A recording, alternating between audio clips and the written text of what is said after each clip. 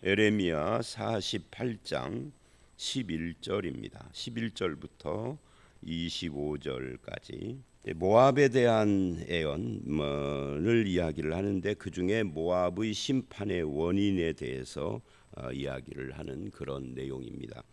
한마디로 말하면 모압이 심판받는 이유는 자기 도취, 자기 만족 때문이다.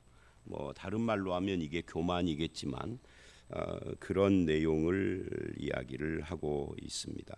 먼저 11절로 13절을 보면 모압은 그 17절이 표현한 것처럼 강한 막대기, 아름다운 지팡이라고 불리울 만큼 안정된 그런 삶을 사는 고장이었다라고 할 수 있습니다.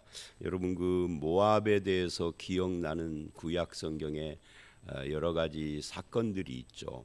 롯의 자손이다 하는 것은 어제 말씀드렸고요. 구약에서 가장 모압에 대해서 가장 기억이 남는 성경은 아마 룻기가 아닐까 하는 생각이 듭니다. 룻기에 처음 시작하는 1장을 보면 이렇게 시작을 해요. 베들레헴에 살던 그 나오미의 가족이 베들레헴에 흉년이 들어서 도저히 살 수가 없으니 먹고 살기 위하여서 먹을 것이 풍성한 어디로 가자? 모압으로 가자 그랬어요. 그래서 모압으로 이주를 하는 그런 내용이 룻기를 열면은 맨 처음 1장 초반에 나옵니다. 그러니까 모압이 먹고 살 것이 많은 그런 풍성한 곳이었다 하는 것을 말하는 것이죠. 근데 거기서 남편이 죽고 자식 아들 둘이 다 죽고 과부가 된 세 여자만 남았는데 그 중에 두 여자가 다시 돌아오는 내용으로 룻기를 시작을 하는데 그만큼 모압은 여기 17절이 말하는 것처럼 강한 막대기, 아름다운 지팡이라 불리울 만큼 풍족하고 안정된 삶을 살 수 있는 그런 곳이었다 하는 겁니다. 문제는 뭐냐면 이게 모압뿐만이 아니라 모압은 한 지명이고 나라인데 이걸 개인의 삶으로 바꿔도 어떤 사람이 계속해서 안정되고 풍요롭고 평안한 삶을 계속 오랫동안 살다 보면 번영을 누리다 보면 마치 11절이 말하는 것처럼 술찌꺼기처럼 된다 그런 이야기예요. 그게 11절로 13절입니다. 그래서 모압은 이렇게 시작을 하죠. 젊은 시절부터 평안하고 모압이 사람이 아니라 국가인데 젊은 시절 늙은 시절이 있겠습니까? 그러니까 아마 모압은 처음 이 민족이나 국가가 시작되던 그때부터 평안했다 이런 표현이겠죠. 근데 우리가 아는 것처럼 모압은 롯의 자손이에요. 불륜으로 태어난 자식들이란 말이죠. 그런데 젊은 시절부터 즉 처음 시작할 때부터 평안하고 이렇게 나가요. 그러니까 이걸 거꾸로 말하면 모든 평안하게 사는 사람이 다 뭐라고 그럴까? 하나님 앞에 바르게 살고 복된 삶을 살고 축복받은 그런 건 아니다. 그런 의미가 되겠습니다. 그죠? 잘 이해가 안 되시나요? 반응이 일주일 만에 만나가지고 별로 우리가 좀 느낌이 좀 이렇게 낯서신가요? 저의 스타일이 그러니까 인간적으로 이치로 생각을 하면 모압처럼 태어난 이 조금 탄생이 좀 이상한 그런 사람들은 평안하면 안 될 것 같은데 모압은 젊어서부터 평안했다. 이렇게 이야기를 한단 말이에요. 그래서 제가 왜 이 이야기를 하느냐면 우리가 이 개인 인생을 볼 때도 어떤 사람이 지금 현재 평안하다 또는 반대로 평안하지 않다. 대부분은 평안하지 못함이 아니라 중간쯤 살죠. 이건 평안이라고 말할 수도 없고 안 평안이라고 말할 수 대부분 그렇게 삽니다만은 이 문제 지금 현재 그런 문제를 가지고 이 사람이 복 받았다 안 받았다를 평가할 수도 없고 해서도 안 되고 그렇다는 이야기예요. 지금 가난한 사람은 하나님께 저주받았나요? 지금 부자는 하나님께 복받은 건가요? 그렇게 생각하는 것을 기복신앙이라고 한다고요. 근데 한국교회 교인들은 대부분 그렇게 생각해요. 무슨 복이 있어서 이러죠. 무슨 복이 있어서 자식이 그렇게 잘 됐어. 무슨 복이 있어서 이렇게 좋은 남편을 만나가지고 손에 물 안 묻히고 살아. 무슨 복이 있어서 철따라 1년에 2번씩 상하반기로 해외여행을 가고 이런다 그 말이에요. 그것이 축복이냐?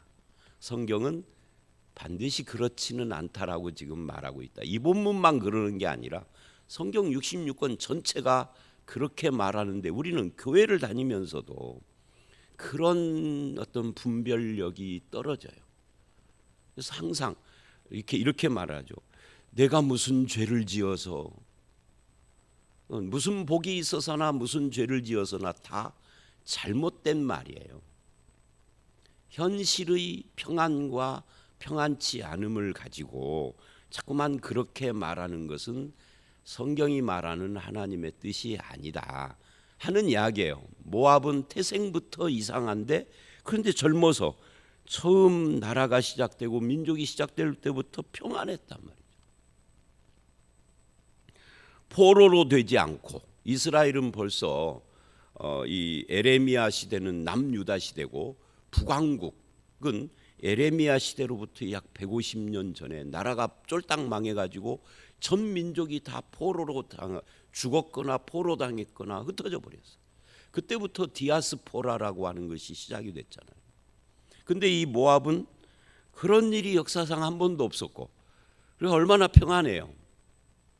여러분 우리 한국을 이야기를 할 때 한국의 특징이 뭐죠? 여러 가지가 있는데 그 중에 하나가 다른 나라를 침략한 적은 별로 없는데 침략을 수없이 받았죠. 뭐 어떤 사람들은 우리나라 역사에 몇천 번을 받았다고 그래요. 다 기억을 할 수도 없는데 하여튼 그렇게 말하는 분들이 있어요. 그런데 모압은 그런 일이 없었던 거예요. 평안했다는 이야기죠. 그랬는데 평안하고 포로도 되지 아니하였으므로 그랬기 때문에라는 이야기입니다. 너무 평안했기 때문에 그래서 마치 술이 그 찢기 위에 있고 이 그릇에서 저 그릇으로 옮기지 않음 같아서 딱 상상이 되죠. 성경을 읽을 때 이런 건 상상을 해봐야 돼요. 뭐 우리는 술을 안 먹고 술 먹어본 지가 하도 오래되고 성찬식 때 포도주인지 포도즙인지 홀짝 하는 건 그건 술도 아니고 그런데 막걸리를 한번 생각을 해보세요. 어떤 분은 그러더라고요. 어렸을 때 아버지 심부름으로 막걸리를 상당히 많이 받으러 다녔고 가는 길에 오는 길에 홀짝홀짝 먹어도 봤다고 그러더라고요. 그래서 자기는 초등학교 때부터 술 먹었다고. 근데 막걸리를 받아놨는데 1년 됐다. 그러면 어떻게 될까요? 위는 맑고 아래는 쫙 가라앉아 있을 거 아니에요. 그걸 이야기를 하는 겁니다. 이 그릇에서 저 그릇으로 한 번도 옮겨본 적이 없으니까 가라앉아 있고 그 맛이 남아 있고 냄새가 변하지 아니하였다다. 이 말은 좋은 의미로 하는 말이 아니에요. 여기서 말하는 이 맛이 변하지 않았다, 냄새도 변하지 않았다 하는 것은 사실은 저들이 그대로 그 가라앉은 그 상태 그대로 이게 안 변했다가 좋은 것이 아니라 이게 완전히 굳어버린, 묵어버린, 우리가 흔히 이런 말을 하죠. 교회 안에서 묵은 닭은 알을 못 낳는다. 그런 말이 있어요. 묵은 닭은 알을 못 낳는다는 말이 전도의 열매가 없다 그런 의미인데 왜냐하면 여러분 예수 믿은 지가 오래될수록 어떤 일이 일어나죠? 주변에 나처럼 예수 믿는 사람들만 포진이 돼. 새신자 때는 내 주변에 나만 예수 믿고 안 믿는 사람이 더 많은데 예수 믿은 지 20년 된 사람은 주변에 친구들이 99% 다 사적으로 만나는 친구들 말이죠. 공적으로 무슨 직업이나 이런 것이 아닌 친구들 중에 예수 안 믿는 사람이 없으니 전도할 사람도 없는 거죠. 그래서 묵은 닭은 알을 못 낳는다 그래요. 그런 것처럼 이게 완전히 가라앉아 있어서 아무 변화가 없는 이게 좋은 걸 말하는 게 아닙니다. 안 좋은 거 이야기하는 겁니다. 그래서 오랜 평화 때문에 술찌꺼기처럼 가라앉아서 그 평안에 취해버렸다. 그 번영에 취해 버렸다. 근데 그것이 평안에 취한 것만이라면 그래도 뭐 좋은 것이죠. 그런데 그 평안에 취한 것이 뭐에 취한 취한 것이 됐느냐면 우상 숭배에 취했다. 왜 그렇게 되느냐면 우리들이 지금 평안해요. 몇백 년째 평안해요. 우리가 왜 평안할까? 바로 이웃에 있는 이스라엘은 난리가 막 수시로 난리가 나는데 왜 우리는 평안할까? 이스라엘이 믿는 여호와 하나님은 가짜고 우리가 믿는 그모스가 진짜기 때문에 그렇다. 이렇게 됐다는 거죠. 그모스가 우상이고 하나님이 참 신이신데 저들은 자기들의 평안 때문에 내가 믿는 신앙이 옳다, 내가 믿는 신이 진짜다라고 그렇게 됐다라는 이야기를 지금 이 본문이 하는데 그게 13절이에요. 12절을 거쳐서 13절을 보십시다. 그러므로 여호와께서 말씀하시니라 날이 이르리니 내가 술을 옮겨 담는 사람을 보낼 것이라. 너희가 오랫동안 이 그릇 저 그릇을 옮겨 본 적도 없는데 이제는 내가 누군가를 보내서 옮길 거야 라고 말을 하는 겁니다. 병들을 부수고 그릇을 비우게 할 것이다. 말하면 외적의 침략으로 망하게 할 것이라는 이야기죠. 그러면서 13절에 이래요. 이스라엘 집이 베델을 의뢰함으로 수치를 당한 것 같이. 여기서 이스라엘 집은 남북을 통합한 이스라엘을 말하는 게 아니라 북왕국을 이야기하는 겁니다. BC 722년에 아수르에게 멸망해버린, 지금 에레미야가 이 글을 쓸 때에는 그로부터 약 150년쯤 지나서 BC 580년대의 이야기입니다. 근데 그 북이스라엘이 처음 국가가 시작되던 그 르호보암 시대의 여로보암에 의해서 시작됐잖아요. 르호보암은 솔로몬의 아들이고 그 여로보암이 시작을 한 그때부터 나라가 멸망할 때까지 계속 뭐를 했느냐면 우상 숭배를 했어요. 하나님을 떠나서. 하나님을 믿는다고 입술로는 그러고 실제로는 바알을 믿었고, 근데 그 우상 숭배의 핵심 그 어떤 고장이 어디냐면 베델이라고요. 이 베델이 어디죠? 베델이 야곱이 형을 피해서 도망가다가 돌베개를 베고 잠을 잘 때 하나님을 체험한 그 자리요. 그래 거기서 베델을 그 야곱이 약속을 했죠. 하나님, 내가 여기에 무사히 돌아올 때까지 나를 지키고 나와 동행해 주시면 여기에다가 뭐 제단을 쌓고 11조를 드리고 어쩌고저쩌고 했는데 그거 약속 안 지키고 방황하다가 결국 마지막 목숨이 위태로운 창세기 34장에 가서야 베델을 기억하고 돌아갔던 그 유명한 베델이라는 말이 뭐죠?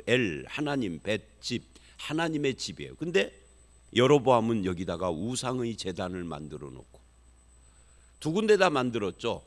남쪽, 최남쪽 남유다와 경계에 있는 그게 베델이고 위쪽 이방과 경계가 있는 단, 이 두 군데다가 우상의 제단을 만들어 놓고 나라가 멸망할 때까지 우상 숭배를 한 것처럼, 그래서 수치를 당한 것처럼 모압이 그모스는 모압의 신이에요.를 믿고 의지하고 그래서 그로 말미암아 수치를 당하리로다.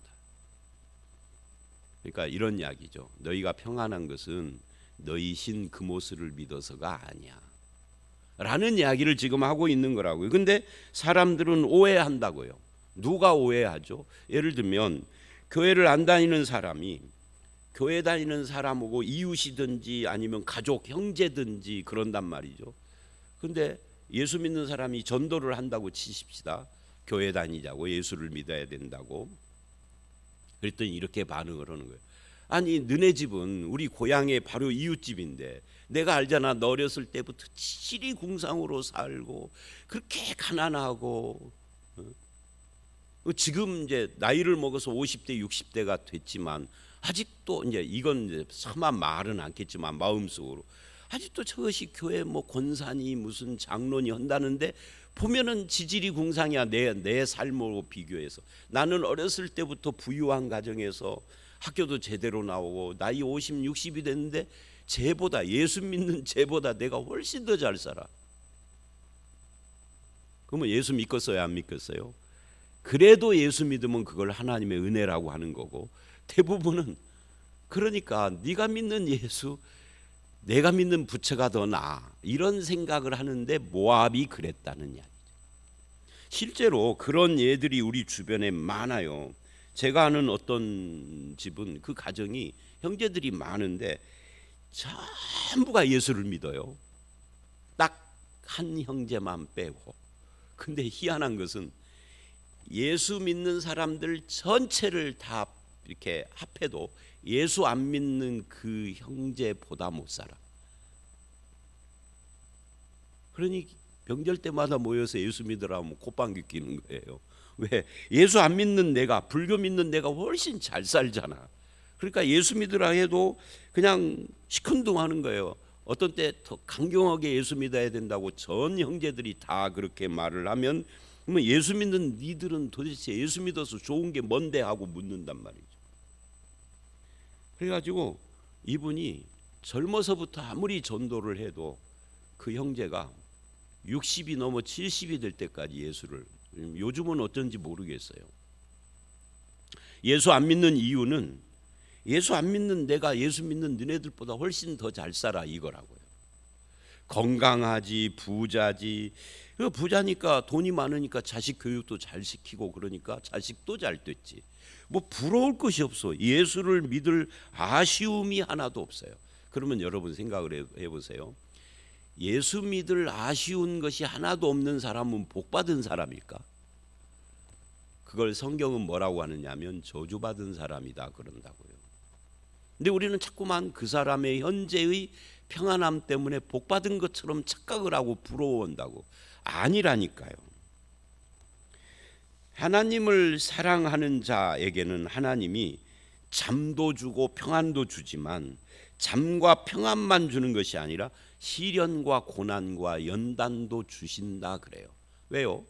그런 것이 있어 드디어 이 인생이, 그 인생과 신앙이 더 단단해지고 성숙해지고 피조물로서의 겸손을 몸으로 체득하고 나아가서는 다른 고난받는 자를 이해하고 위로할 수도 있고, 사람이 달라지는 거예요. 돈이 많다 적다 이게 아니라. 그러면 저와 여러분은 그러고 있나요? 우리는 목사로서, 권사로서, 장로, 집사로서 성숙한 신자가 되고 있나요? 나는 부자도 아닌데 성숙한 신자도 아니야. 그럼 우린 뭐죠? 그러면 우리는 그야말로 죽도 밥도 아닌 거죠. 믿는 자로서의 자기 삶과 세상을 바라볼 때 그 표준이 뭐냐 하는 것을 우리 이 11절로 13절을 통해서 다시 한번 새겨봐야 할 필요가 있다 하는 이야기입니다. 그 다음에 14절로 18절을 보면 이런 이야기를 해요. 너희가 어찌하여 말하기를 우리는 용사요 능란한 전사라, 만군의 여호와라 일컫는 왕께서 이와 같이 말하노라. 모압이 황폐하였도다. 그 성읍은 사라졌고 하면서 재난이 가까웠고 뭐 죽고 고난이 닥치고 또 그 사면에 있는 모든 자여 그를 위로하여 말하기를 어찌하여 강한 막대기 아름다운 지팡이가 부러졌는고 할지니라. 그러니까 이제 18절만 남겨놓고 제가 대충 이렇게 읽었습니다마는 모압은 스스로 용사고 전사다라고 자랑을 했다 그 말이에요. 그러니까 모압이 의지했던 것이 하나는 그모스라는 우상이었고요. 또 한 가지는 자기 스스로의 힘과 능력, 우리가 용사요 전사다, 우리를 괴롭게 할 자가 없다 라고 하는 그런 자기 힘과 능력을 의지했었다. 즉 교만했단 말이죠. 근데 그것이 심판의 원인이다 라는 것을 말하고 있는 겁니다. 이걸 보면 사실은 저와 여러분이 내가 자랑할 수 있는 자랑거리다, 나의 어떤 이것이 장점이다 라고 생각하는 그것이 나를 교만하게 하고 그것이 결국은 나를 파멸시킬 수도 있다 하는 것을 이 모압을 통해서 배우게 됩니다.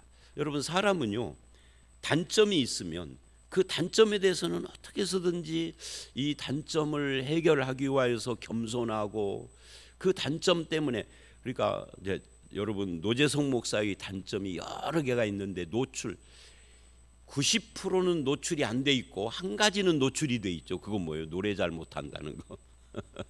근데 이거 한 가지만 있는 게 아니에요. 90%는 제가 감추고 있어서 여러분이 몰라.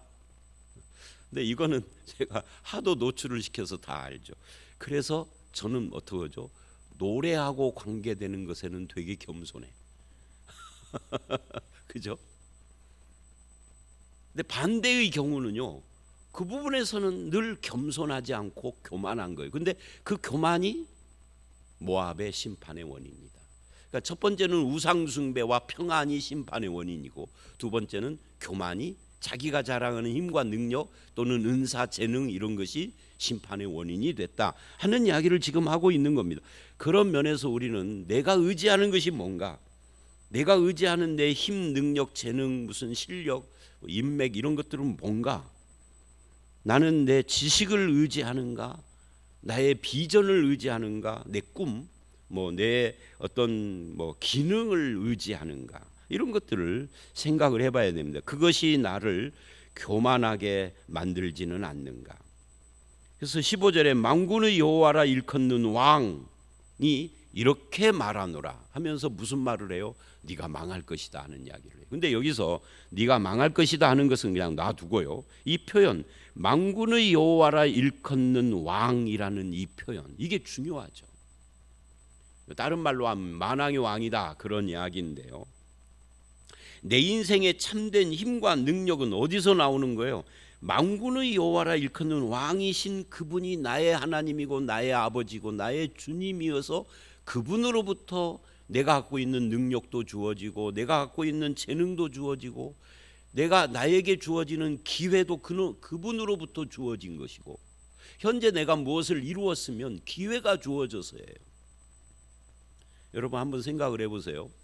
제가 이제 목회가 여기까지 왔어요. 제가 지내보니까 전도사로부터 출발해서 올해가 45년째더라고요. 내년엔 46년이요. 46년을 하고 은퇴를 하는데 이런 생각을 해봐요. 그때 하나님이 그 기회에 그 자리에 나를 업게 하셨더라면 그런 순간순간들이 많죠. 그리고 이 교회를 올 때도 24년 전에 그때 이 교회에 계셨던 그 몇몇 교인들이 내가 아닌 다른 사람을 선택하고 나에게 기회가 안 주어졌더라면, 하여튼 그 고비고비에 그 기회가 주어지지 않았더라면 오늘의 나는 없는 거잖아요. 근데 그 기회가 누가 주신 것이다? 하나님이 주시는 것이다. 그 직업도 하나님이 주시는 거고, 은사도 재능도 하나님이 주시는 거고, 기회와 시간도 하나님이 주시는 거고, 환경도 하나님이 주시는 거다. 우리는 그렇게 고백을 해야 하는데 모압처럼 내 힘이야, 내 능력, 내 실력으로 여기까지 왔어 라고 해버린다는 거죠. 그것이 하나님의 심판의 원인이다. 내가 나의 어떤 것을 자랑하려면 신약 성경에 보면 이렇게 이야기를 하죠. 예수를 자랑해라. 그죠? 바울처럼 나의 나된 것은 하나님의 은혜를 자랑해라. 무슨 일을 하려면 어떤 힘으로 하느냐라고 누가 물을 때 그건 내 힘이 아니라 성령의 능력으로 하는 것이다 라고 고백을 해라. 내 힘이 아니고 내 자랑이 아니다 라는 것을 지금 말하고 있는 겁니다. 그래서 18절을 보면 내 영광의 자리에서 메마른 대로 내려앉게 되어지는, 그래서 그렇게 되지 않도록 하려면 어떻게 해야 되느냐? 내가 내 힘이라고 자랑하는 그것을 내려놓고 하나님의 은혜요, 하나님의 인도하심이요, 하나님의 역사하심이다, 하나님의 내 지혜가 아니라 하나님의 지혜로 나를 이끌어 주신 결과물이 내 인생이다 라고 해야 한다, 그런 이야기예요.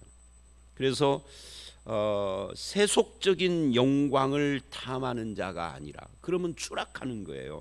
하나님의 영광, 내 영광이 아니라 하나님의 내 이름의 명예라는 것이 있나요? 바울은 고린도후서에서 이렇게 말을 해요. 나는 만물의 찌꺼기처럼 되어진 자다라고요. 우리가 오늘날 기독교가 성황하게 돼서 사도 바울이 어쩌고 사도 바울을 둥둥 띄우지만 그 당시에 사도 바울은 스스로 나는 만물의 찌꺼기 같은 자로 하나님이 세운 것 같아 라고 느꼈다 그 말이죠. 오늘 우리는 예수를 믿으면서 내 명예, 내 영광, 이거 가지고 싸운단 말이죠. 그런 것들을 내려놓고 하나님을 믿어야 한다는 이야기를 이 본문이 지금 하고 있는 겁니다. 그 다음에 나머지 19절서부터 25절은 심판의 내용이에요. 이 심판의 내용은 한마디로 말해서 나를 부러워하던 이 모압이 납니다. 이 모압을 부러워하던 자들의 입에서, 그러니까 이런 거죠. 저 집은 참 자식도 잘 되고 평생 고생은 안 해보고 이 90 먹도록 정말 평안한 인생을 해서 내 인생을 돌아보면 이 90평생이 그냥 12권으로도 못 쓰는데 저 집은 쓸 것이 없어. 쓴다면 어디 놀러 간 이야기나 쓰겠지. 얼마나 부러워요. 나도 저런 인생을 살고 싶었는데 어쩌다가 여기까지 온 거예요. 그렇게 부러워하던 입에서 탄식이 나오고 조롱이 흘러나온다, 그 말이에요. 왜요? 심판받았다는 거죠, 하나님께. 여기 뿔이라는 말이 나오죠. 이 뿔이라는 말은 이게 뿔 10 그 몇 절입니까? 예, 거기 보면은 이 뿔이라는 말은 힘을 말하는 거예요. 팔도 힘을 말하고요. 그러니까 뿔과 팔, 힘이 부러졌다, 그 말이에요. 힘을 완전히 잃어버렸다 하는 그런 이야기를 지금 하고 있는 겁니다. 자, 오늘 말씀 여기까지인데, 오늘 말씀은 결국은 우리가 의지하는 것이 참된 신 하나님이냐, 아니면 그모스나 또는 베델에서 섬겼던 바알 같은 그런 거짓 신이냐 하는 것이고요. 또 한 가지는 내 힘과 내 지식과 내 지혜를 의지하느냐, 하나님의 능력과 인도하심과 그 지혜를 의지하느냐, 요겁니다. 근데 우리가 이 부분에서 항상 헷갈리는 것이 뭐라고요? 현재 이 사람이 평안하냐 안 평안하냐, 이거 가지고 헷갈린다는 거죠. 현재의 평안이 우리 삶을 측정하는 기단이다? 아니다 하는 거예요. 그래서 착각을 하지 않고 오히려 남을 하나님도 안 믿는데 어떻게 저렇게 잘 사는지 몰라, 이런 말은 우리 입에서 이제 지워버리시고, 하나님을 믿지만 고난과 연단이 내 인생에 이 나이 먹도록 많이 있었지만 그것이 오늘의 나를 만들었다, 그런 믿음을 가지고 변함없이 하나님을 믿되 15절이 말하는 만군의 여호와라 일컫는 왕이 내 아버지요 라고 하는 이 믿음에서 흔들리지 않는 저와 여러분들이 다 되시기를 주의 이름으로 축원합니다. 함께 기도하겠습니다. 하나님을 전혀 믿지도 않는 모압은 젊은 시절부터 평안하고 포로도 된 일이 없고, 그래서 마치 술이 찌꺼기 위에 있는 것처럼 가라앉아서 맛도 냄새도 변하지 않는, 그래서 사람들이 부러워하지만 그 근거가 그모스라고 하는 거짓신, 그리고 자기 힘과 지혜를 의지하면서 나오는 것이었고 결국은 심판받을 그런 대상이었음을 우리가 말씀을 통하여서 봅니다. 현재의 평안함을 가지고 사람의 인생을 재단하거나 평가할 수 없다라는 것을 이 말씀을 통해서 깨닫습니다. 만군의 여호와라 일컫는 왕이 나의 하나님, 나의 주, 나의 아버지이신 것을 감사합니다. 주님은 사랑하는 자에게 평안도 주지만 때로는 고난을 통해서 연단도 하셔서 성숙한 신앙인으로 만드는 것이 하나님 아버지의 마음이라는 것을 알았습니다. 우리의 삶을 하나님의 눈, 말씀의 눈으로 바라보고 감사하며 주님과 동행하는 성숙한 주의 백성으로 이 땅을 살게 하여 주시옵소서. 오늘 이 하루도 나의 왕, 나의 하나님, 나의 아버지와 동행하는 믿음으로 살아갈 수 있도록 이끌어 주실 줄 믿사옵고 예수님 이름으로 기도드렸사옵나이다. 아멘.